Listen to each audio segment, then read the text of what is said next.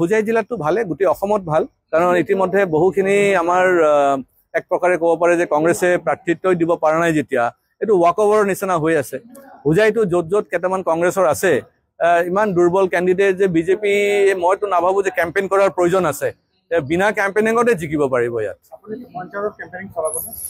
মই ভাবোঁ যে একচুৱেলি হোজাইতো কেম্পেইনিঙৰ কোনো প্ৰয়োজনে নাই। এবাৰ খালি মুখ্যমন্ত্ৰী ডাঙৰীয়া যদি আহি পেলাই দুটা কথা কৈ গুচি যায়, তেতিয়াহ'লে আমি এশটাই জিকিম।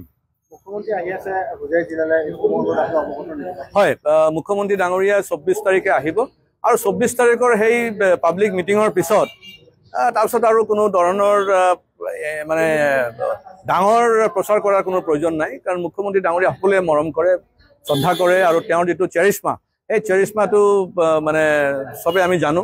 সেইকাৰণে তাৰপিছত সকলোকে কেণ্ডিডেটবিলাকে যদি নমস্কাৰ দি থাকে, তেতিয়া এনেও জিকিব।